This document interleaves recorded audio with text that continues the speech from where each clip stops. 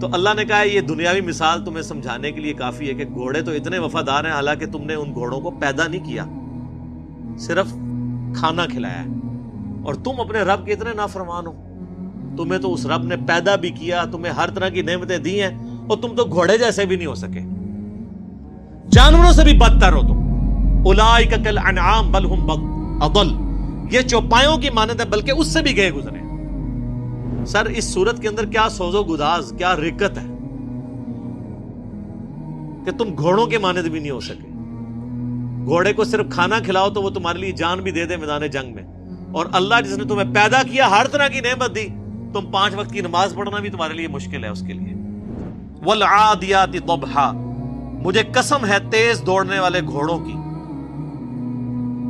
جب ان کے سینے سے آواز نکل رہی ہوتی ہے، سو ہوئے انہوں نے تیز جب وہ چل رہے ہوتے ہیں۔ فالموریات قدحا، جب وہ پتھروں سے آگ نکال رہے ہوتے ہیں سم مار کے، جب پتھریلی زمین پہ بھاگتے تھے تو ان کے پاؤں کے ناخنوں کے نیچے، آپ کو پتا نا وہ نیچے لگائے ہوتے ہیں لوہے کی، تاکہ وہ سمیں لگائی ہوتی ہیں تاکہ ان کے وہ ناخن گھس نہ جائیں، تو وہ جب سر پر دوڑتے تھے نا تو چنگاریاں اڑتی تھی۔ فالموریات فالمغیرات صبحا، پھر جب وہ صبح کے وقت اچانک حملہ کرتے ہیں جا کے، فاثرن به نقعا، پھر جب وہ گرد و غبار اڑاتے ہوئے واپس آتے ہیں، فوسطن به جمعا، اور جب وہ دشمن کے لشکر میں آگے تک گھس جاتے ہیں۔ سر وہ اپنی لائف سٹیک پہ لگا دیتا ہے اپنے مالک کے لیے، صرف اس لیے کہ اس نے مجھے کھانا کھلایا ہوا ہے، اتنا وفادار ہوتا ہے۔ ان الانسان لربہ لکنود، بے شک انسان ہی اپنے رب کا بڑا ناشکر ہے، گھوڑے ناشکرے نہیں ہیں۔ گھوڑے اپنے مالک کے ساتھ وفاداری کرتے ہیں، اس مالک کے ساتھ جو صرف کھانا کھلاتا ہے، اور انسان اس مالک کے ساتھ بے وفائی کرتا ہے جس نے اسے پیدا بھی کیا ہے اور ہر طرح کی نعمتیں دی ہیں، صرف کھانا نہیں کھلایا۔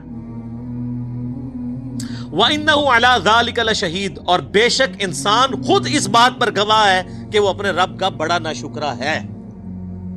کہ کسی کو پوچھنے کی ضرورت نہیں ہے، ہر انسان کو پتا ہے کہ میں کیا کر رہا ہوں، کسی سے سرٹیفکیٹ لینے کی ضرورت نہیں ہے۔ ہر شخص اپنے گریبان میں جھانک کے دیکھ سکتا ہے کہ میں اپنے رب کے لیے کتنی کمٹمنٹ رکھتا ہوں۔ مسلم شریف کی حدیث ہے، گناہ وہ جو تیرے دل میں کھٹکے اور تو اس بات سے ڈرے کہ لوگوں کو پتا چل جائے۔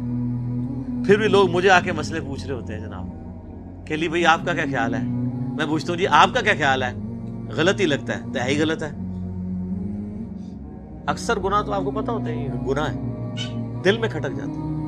اور جامع ترمذی میں حدیث ہے، حسن بن علی کہتے ہیں کہ نبی علیہ السلام نے فرمایا تھا کہ جو چیز تمہیں شک میں ڈال دے اسے چھوڑ دو، نیکی اطمینان دیتی ہے، اور جو جھوٹ ہے وہ انسان کو شک میں مبتلا کر دیتا ہے۔ غلط کام تو خود اندر ضمیر بول کے کہتا ہے۔ مسلم شریف کی حدیث ہے کہ لیے مؤمن کے لیے ایک چھوٹا سا گناہ بھی ایسا ہے کہ اس کے سر پہ کوئی پہاڑ رکھ دے، اور منافق کے لیے بڑے سے بڑا گناہ ایسا ہی ہے کہ جیسے ناک میں مکھی بیٹھی تھی اڑا دی، اس سے زیادہ اس کو جو ہے اس کو باردر نہیں کرتا۔ اور بے شک انسان اس پر گواہ ہے۔ وَإِنَّهُ لِحُبِّ الْخَيْرِ لَشَدِيدٌ، اور بے شک مال کی محبت اس میں بہت زیادہ ہے۔ اصل چیز ہی یہی ہے سر، ساری بیماریوں کی جڑ مال ہے۔ اور جامع ترمذی میں حدیث ہے، ہر امت کا کوئی نہ کوئی فتنہ تھا، ویسے تو ہمیشہ ہی مال فتنہ رہا ہے، لیکن نبی علیہ السلام کی امت کا تو اسپیسیفک فتنہ مال ہے۔ آپ نے فرمایا کہ ہر امت کا کوئی بڑا فتنہ تھا، میری امت کا سب سے بڑا فتنہ مال ہے۔ اور بخاری و مسلم میں وہ حدیث بڑی رکت انگیز ہے جو آپ نے اپنی وفات سے 1 مہینہ پہلے خطبہ دیا، شہدائے احد کے قبرستان میں جا کے دوبارہ نماز جنازہ پڑھ کے قبرستان میں صحابہ کو ڈرایا اور کہا کہ دیکھنا میں تمہارا پیش رو ہوں، میں اپنے حوض کوثر کو اس وقت بھی دیکھ رہا ہوں، مجھے اپنے بعد تم سے یہ خطرہ نہیں ہے کہ تم شرک کرنے لگو، لیکن مجھے یہ ڈر ہے کہ تم دنیا کے مال کی محبت میں پڑ جاؤ گے اور پھر ایک دوسرے کو قتل کرو گے جس طرح اگلوں نے کیا، اور پھر تم بھی تباہ و برباد کر دیے جاؤ گے جیسا کہ اگلے۔ اور آپ دیکھ لیں نبی علیہ السلام کی وفات کے کچھ عرصہ کے بعد یہی امت میں وہی کام شروع ہو گئے۔ افلا يعلم اذا بعثر ما في القبور، کیا انسان اس وقت کو نہیں جانتا جب اسے قبروں سے نکال لیا جائے گا؟ وہ چاہے قبر مٹی کی قبر ہو، چاہے وہ سمندر میں مرا ہو، چاہے وہ ایئر کریش میں ہواؤں میں اس کی راکھ بکھر گئی ہو، چاہے کسی شیر کے پیٹ میں ہے وہ اس کی قبر وہیں بن گئی، قیامت والے دن اللہ تعالیٰ اسے زندہ کر لے گا، عالم برزخ سے قیامت میں میدان محشر میں لے آئے گا۔ وَحُصِّلَ مَا فِي الصُّدُورِ، اور اللہ تعالیٰ ہر اس چیز کو بھی ظاہر کر دے گا جو انسان کے سینے میں چھپی ہوئی تھی۔ اگر کسی نے کوئی نیکی کا کام بھی کیا ہے نا کسی کو دکھانے کے لیے، تو دنیا میں تو وہ ضرور سخی ہوگا، لیکن اللہ کے حضور زیرو سے ملٹیپلائی۔ وہ مسلم شریف میں بڑی لمبی حدیث ہے، قیامت والے دن ایک سخی کو، ایک شہید کو اور ایک عالم کو بلایا جائے گا، قرآن کے قاری کو۔ اللہ کہے گا ہاں بھائی شہید تو نے میرے لیے کیا کیا؟ کہ گئی اللہ جان ہی تو دے دی تیری راہ میں، اور کیا کرتا؟ اللہ فرمائے گا تو نے تو اس لیے یہ جان دی کہ لوگ تجھے بہادر کہیں، اور لوگوں نے بڑی تیری تعریف کی ہے، میرے پاس تیرے لیے کوئی اجر نہیں، اوندا منہ کر کے دوزخ میں۔ پھر سخی کو اللہ بلائے گا، کہے گا یا اللہ میں نے دیکھ کتنا کچھ تیری راہ میں خرچ کیا، میں نے تو مسجدوں میں یعنی وضو خانے کے اوپر نیم پلیٹ بھی لگوائی تھی کہ فلاں سیٹ صاحب نے وضو خانہ بنوایا، لوگوں سے پوچھ لو، یہ میں اس کی تشریح کر رہا ہوں۔ اللہ فرمائے گا تو نے اس لیے یہ سب کچھ کیا کہ لوگ کہیں گے بڑا غریب پرور آدمی ہے۔ یہ جتنے لوگ حرام کے پیسے کے دسترخوان چلا رہے ہیں اور ہاسپٹل بنائے ہوئے ہیں اور وہ سمجھ رہے ہیں کہ ہم اللہ کو دھوکہ دے لیں گے، نہ، یہ دنیا کو دھوکہ آپ دے سکتے ہیں۔ دنیا میں آپ کو ایک سرٹیفکیٹ بھی گورنمنٹ کی طرف مل جائے گا، جی یہ بہت اچھی این جی او ہے، ویلفیئر کے کام کر رہی ہے، اللہ کے حضور زیرو، بس یہی سرٹیفکیٹ ہے، اسی پہ آپ خوش رہیں۔ آخرت میں تو اس کا عذاب ہونے والا ہے۔ پھر اللہ قاری سے پوچھے گا قرآن کا علم دیا تھا، تو کہے گا یا اللہ میں نے قرآن کا علم کیسا پھیلایا؟ اللہ فرمائے گا تو نے اس لیے پھیلایا کہ لوگ تجھے بڑا علامہ کہیں، تو لوگ تجھے بڑی تعریفیں تیری کرتے تھے، بس تجھے اجر مل گیا دنیا میں۔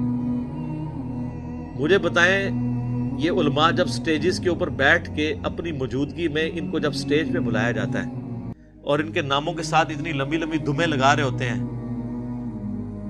وہ اس پاس نامے پڑھنے والے، ان کو شرم نہیں آتی کہ زمین پھٹے اور اس میں گھس جائیں؟ کیا نبی صلی اللہ علیہ وسلم اس طرح کرواتے تھے یا صحابہ ایسے کرواتے تھے؟ پھر اتنے بڑے بڑے اشتہاروں کے اوپر 4 دمیں پہلے لگی ہوتی ہیں، 3 بعد میں لگی ہوتی ہیں، اور پتہ نہیں کیا کچھ لکھا ہوتا ہے، تو بس یہی ان کو ملنا ہے، آخرت میں کچھ نہیں ہے۔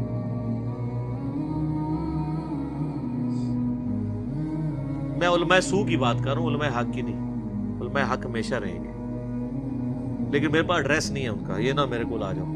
وَحُصِّلَ مَا فِي الصُّدُورِ، جو سینوں میں ظاہر کر دیا جائے گا۔ إِنَّ رَبَّهُمْ بِهِمْ يَوْمَئِذٍ لَخَبِيرٌ، بے شک تمہارا رب اس روز خوب باخبر ہوگا، یعنی اللہ تعالیٰ کو ہر چیز کی خبر ہے، اسے پتہ ہے کہ میں نے اب کس کو کدھر کیا کرنا ہے۔ اس نے دنیا میں بڑے بڑے دعوے کیے تھے، لائن حاضر کریں گے کہ ہاں جی یہاں تو لوگ بڑے بڑے دعوے کرتے ہیں، کہتے ہیں ہمارے پیر صاحب جنت میں لے جائیں گے۔ اللہ کہہ رہا ہے مجھے ہر چیز کی خبر ہے، اس دن بتا دوں گا کون کس کے ساتھ کیا ہونے والا ہے۔ اللہم اجرنا من النار، اللہم اجرنا من النار، اللہم اجرنا من النار۔